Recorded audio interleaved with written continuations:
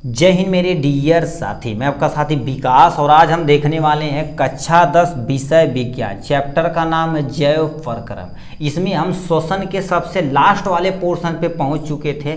श्वसन क्या होता है इसको हमने कवर कर लिया है। श्वसन के प्रकार क्या होते हैं इसको हमने कवर कर लिया। मानव में श्वसन कैसे होता, फेफड़ा उफड़ा पूरा स्ट्रक्चर हमने देख लिया। आज हम देखने वाले हैं श्वासोच्छ्वास, जिसे हम नॉर्मल भाषा में क्या बोलते हैं, ब्रीथिंग बोला जाता है, ब्रीथिंग। और दूसरे पॉइंट में देखा जाए तो श्वसन यानी रिस्पायरेशन में क्या अंतर है। और ये अंतर मेरे भाई जितना भी स्टार लगाया जाए कम है, क्योंकि सातों सेटों में से मतलब टोटल इस उत्तर प्रदेश में टोटल 7 सेट बनाए जाते हैं हर साल। और 7 सेटों में से 4 सेटों में से ये अंतर यानी अंतर क्या होता है ऑलरेडी 2 नंबर में पूछा जाता है या 3 नंबर में पूछ लिया जाएगा। ठीक है, तो आज इसी को हम क्या करने वाले हैं, एक्सप्लेन करने वाले हैं। किसको, यानी श्वासोच्छ्वास जिसे हम ब्रीथिंग बोलते हैं, श्वसन जिसे हम क्या बोलते हैं, रिस्पायरेशन बोलते हैं। इसको हम यहाँ से देखने वाले हैं। अब आपके माइंड में आता हो श्वसन तो हम सर पढ़ लिए, ब्रीथिंग नहीं पढ़े हैं। ठीक है, तो देखिए होता क्या, ब्रीथिंग मतलब क्या होता है, सिंपल सा, जब भी ऑक्सीजन अपने शरीर के अंदर लेते हैं कार्बन डाइऑक्साइड छोड़ देते हैं, इसी प्रक्रिया को ब्रीथिंग यानी हम क्या बोलते हैं, श्वासोच्छ्वास बोलते हैं। मगर श्वसन क्या होता है, श्वसन एक ऐसी प्रक्रिया होती है जिसमें हम ऑक्सीजन की उपस्थिति में भोज्य पदार्थों का क्या कर देते हैं, ब्रेक डाउन करते हैं। वो कोशिका के अंदर की जाती है, इसलिए इसे क्या बोलते हैं, श्वसन बोलते हैं। अब इनके बारे में हम समझते हैं क्या क्या कह रखा। यह क्रिया कोशिका के बाहर होती है, मतलब श्वासोच्छ्वास की जो क्रिया होती है कोशिका के बाहर होती है, बट यह क्रिया कोशिका के अंदर माइटोकॉन्ड्रिया में संपन्न होती है। ये चीज याद रखना मेरे भाई। ठीक है, यह क्रिया क्या कर देती है, हमारे शरीर के यानी कोशिका के बाहर होती है, कोशिका के अंदर होती है। बस इतना लिखा, माइटोकॉन्ड्रिया नहीं याद रहेगा कोई टेंशन नहीं, लिख देना यह क्रिया शरीर से बाहर होती है, यानी सॉरी कोशिका के बाहर होती है, कोशिका के अंदर होती है। बस इतना पॉइंट आपको लिखना है।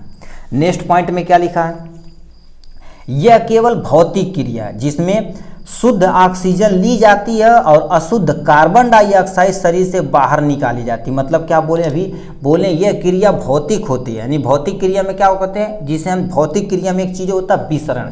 विसरण के द्वारा हम क्या कर देते हैं, ऑक्सीजन को अपने शरीर के अंदर लेते हैं और कार्बन डाइऑक्साइड को अपने शरीर से बाहर निकाल देते हैं। ठीक है, बाहर निकाल देते हैं, तो इस क्रिया में तुम्हारे पास क्या कहलाती है, श्वासोच्छ्वास। यानी श्वासोच्छ्वास में ऑक्सीजन लेते हैं, कार्बन डाइऑक्साइड को बाहर निकाल लेते हैं, बस इतना होता है। बट यह क्रिया क्या होती है, यह जैव रासायनिक क्रिया होती है जिसमें ऑक्सीजन की उपस्थिति में ग्लूकोज का ऑक्सीकरण होता है। और याद रखना, एक ग्लूकोज का यदि ऑक्सीकरण होता तो हमारे पास ऊर्जा कितने रूप में निकलती, 38 एटीपी निकलती। कितना, 38 एटीपी निकलती, जिसे हम क्या बोलते हैं, पावर हाउस, यानी क्या बोला जाता है, करेंसी ऑफ सेल बोला जाता है। ठीक है, करेंसी ऑफ सेल बोला जाता है एटीपी को।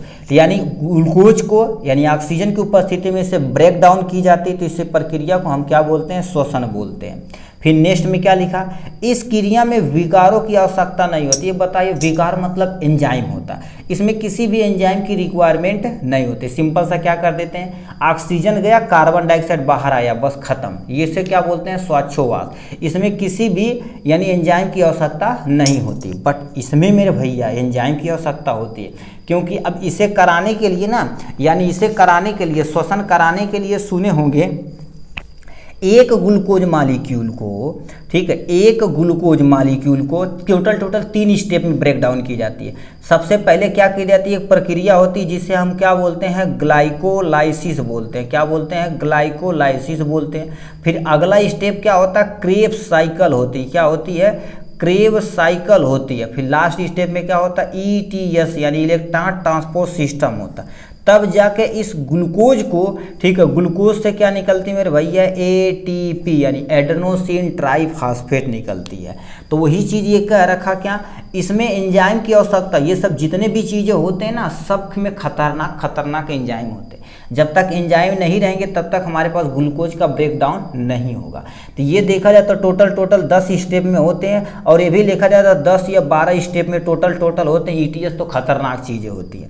ठीक है, इलेक्ट्रॉन ट्रांसपोर्ट सिस्टम, तो इनसे क्या हो जाती है, हमारे पास 38 ATP निकलती है। ये सब जितनी भी प्रक्रिया होती है सब एंजाइम की उपस्थिति में होती है।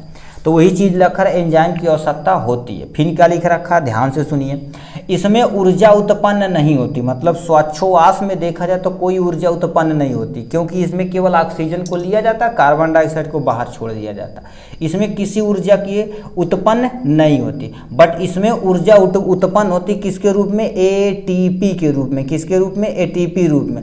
और एक ग्लूकोज का ब्रेक डाउन होता तो पहले ही बता देते कितना, टोटल 38 एटीपी निकलता है। कितना, 38 एटीपी का क्या होता है, निष्कासन होता है। तो ये टोटल और टोटल थी ब्रीथिंग और यानी श्वसन में अंतर। अब यदि आएगा 2 नंबर में तो आपको इतना एक्सप्लेन कर देना, अपना काम खत्म हो जाएगा। ठीक है, इसे आप स्क्रीनशॉट भी ले सकते हैं और स्क्रीनशॉट के रखे रहिएगा, आपकी ज़रूरत पड़ेगी तो आप इसे रीड कर लीजिएगा। ठीक, चलिए आज के लिए बस इतना ही, फिर मिलेंगे नेक्स्ट वीडियो में नेक्स्ट टॉपिक के साथ। तब तक के लिए bye bye and take care.